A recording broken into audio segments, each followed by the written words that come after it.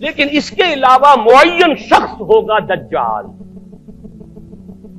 یہ معین شخص جو دجال ہوگا اس کے بارے میں بھی ایک تو بالکل متفق علیہ چیزیں ہیں. نمبر ایک کہ وہ شخص ہے، قطعی ہے، یقینی ہے، اس کا حلیہ بھی حضور صلی اللہ علیہ وسلم نے احادیث کے اندر بیان کیا. دوسری بات یہ کہ اس کے ہاتھ میں قوانین قدرت، گویا کہ تسخیر کائنات، گویا کہ نقطہ عروج کو پہنچ چکی ہے.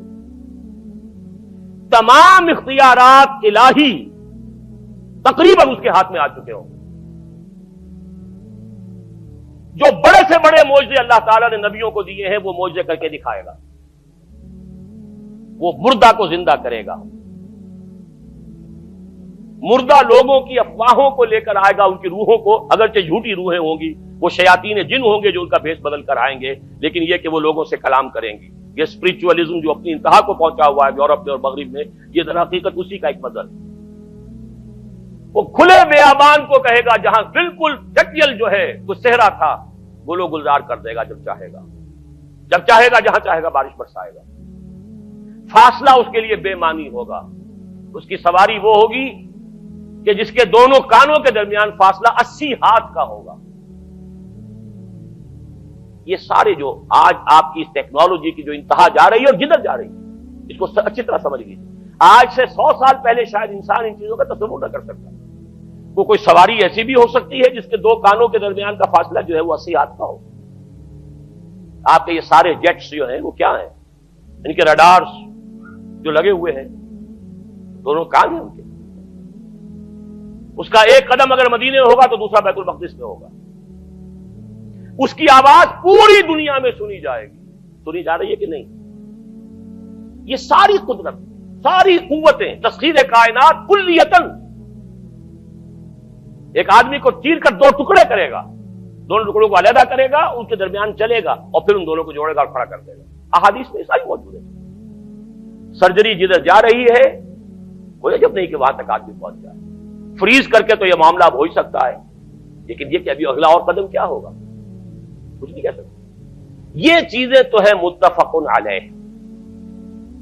البتہ کچھ معاملات کے اندر احادیث میں کچھ اختلاف پایا جاتا ہے اور یہ مشکلات الحدیث میں سے. اور میں بھی چونکہ اس مسئلے میں اب تک بھی کسی درجے میں، ابھی قطعیت کے ساتھ میں کوئی بات نہیں کہہ پا رہا ہوں، لیکن اب چونکہ گمان غالب کے درجے میں ایک رائے تک پہنچ چکا ہوں، اس لیے میں نے آج اس بات کو آپ تک پہنچانے کے لیے یہ عنوان اختیار کیا. اس لیے کہ حدیث میں جو آتی ہے تفاصیل اس سے معلوم ہوتا ہے کہ یہ دجال دو دجل کرے گا. یا تو وہ دو دجل کرنے والے دو دجال علیحدہ ہیں، یا یہ دونوں دجل کرنے والا شخص ایک ہی ہے. بس یہ مسئلہ ہے کہ جو آج تک مجھ سے حل نہیں ہوا تھا، اب تک کہنا چاہیے آج تک نہیں. اور یہ اس میں علماء سے بھی گفتگو ہوئی ہے، اور جن لوگوں نے اس مفہوم موضوعات پر اپنا وقت لگایا ہے ان سے بھی گفتگویں ہوئی ہیں، تو وہ بھی اس مسئلے کو حل کرنے سے تاحال قاصر رہے. لیکن یہ کہ اب میری رائے یہ ہے کہ یہ دو شخص ہیں علیحدہ علیحدہ، واللہ عالم. لیکن ایک رائے تک میں پہنچ چکا ہوں، اس لیے وہ رائے آپ کے سامنے رکھ رہا ہوں، اور آپ کے ذریعے سے وہ آگے بھی پھیلے گی تو اہل علم کے ساتھ جو ہے اس معاملے کے اندر تبادلہ خیالات کی بھی نوبت آئے گی انشاءاللہ. لیکن یہ کہ اس میں یہ بات قطعی اور یقینی ہے کہ اس طرح کا ایک شخص پیدا ہوگا. البتہ یہ کہ آیا وہ دو ہوں گے دو مختلف اوقات میں، یا ایک ہی ہوگا ایک ہی وقت میں، صرف اس میں اختلاف ہے. میرے نزدیک وہ دو ہوں گے. ایک وہ شخص جو جھوٹا مسیح ہونے کا دعویٰ کرے گا، المسیح الدجال. جیسے حضور نے فرمایا میری امت میں 30 دجال اٹھیں گے جو نبی کا دعویٰ کریں گے، جن میں سے 5-6 تو حضور کے اپنے زمانے میں اور آپ سے متصل اٹھ کھڑے ہوئے تھے.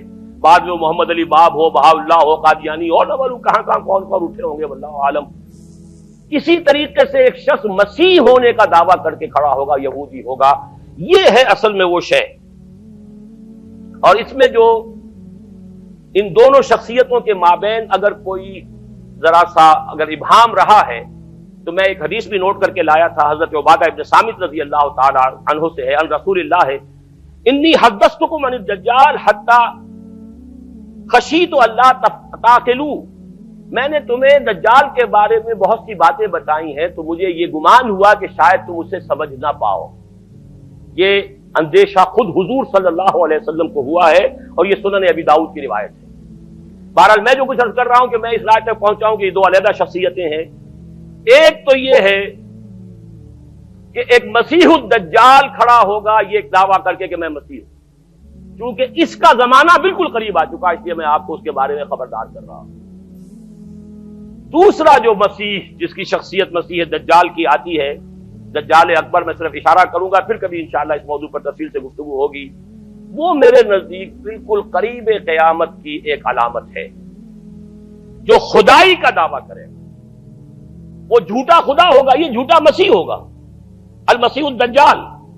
الدجال الاکبر وہ ہوگا کہ جو قیامت کے بالکل قریب کی تین نشانیاں ہیں، جبکہ وہ آ جائیں گی تو حدیث میں آتا ہے کہ اس کے بعد کسی شخص کے ایمان لانے کا، توبہ کرنے کا فائدہ نہیں ہوگا۔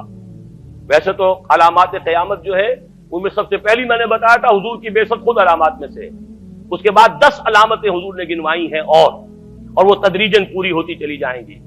آخری علامات کے لیے حدیث سن لیجیے، عن ابی ہریرہ رضی اللہ تعالی عنہ قال قال رسول اللہ صلی اللہ علیہ وسلم ثلاث اذا خرجنا لا ينفع نفسا ایمانا لم تكن آمنت من قبل او کسبت فی ایمانها خیرا، طلوع الشمس من المغرب وخروج الدجال ودابۃ الارض۔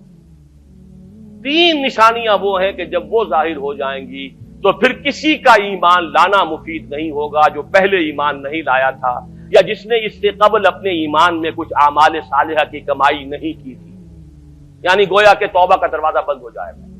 جیسے جب موت کے آثار شروع ہو جاتے ہیں تو توبہ کا دروازہ انسان کے لیے بند، اب جب موت کے آثار شروع ہو گئے اب توبہ کرنا فائدہ نہیں، اس سے پہلے توبہ کا دروازہ کھلا ہوا، معلوم یغرغر، جبکہ وہ موت کے آثار شروع ہو جاتے ہیں، گھنگرو بولنا شروع ہو جاتا ہے، معلوم ہوتا ہے کہ اب جا رہا ہے، اب توبہ بیکار۔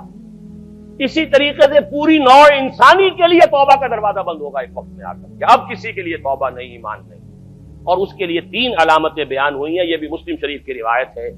آپ نے فرمایا تین چیزیں وہ ہیں کہ جب وہ ظاہر ہو گئیں تو پھر کسی کا ایمان لانا جو اس سے پہلے ایمان نہیں لایا تھا، اور اپنے ایمان میں اس نے کچھ اعمال صالحہ کی کمائی نہیں کی تھی، اب قتل مفید نہیں ہوگا اس کے لیے ایمان لانا۔ وہ تین نشانیاں ہیں، طلوع الشمس من المغرب، سورج مغرب سے طلوع ہوگا، نظام شمسی میں کوئی اختلال ایسا ہوگا کہ جس سے سورج بجائے مغرب سے نکلے گا، وہ خروج الدجال ودابۃ الارض، ایک زمین سے کوئی چوپایا برآمد ہوگا، بعض احادیث میں آتا ہے کہ مروہ کے قریب سے وہ برآمد ہوگا جو گفتگو کرے گا انسانوں سے، یہ بالکل خرق عادت، یعنی وہ چیزیں کہ جن کا کوئی تعلق اب اسباب جو ہے دنیا کے ان سے کوئی تعلق نہیں ہے، کوئی فزیکل لا سے تعلق نہیں ہے، وہ بالکل معجزے ہوں گے، خرق عادت ہوگا۔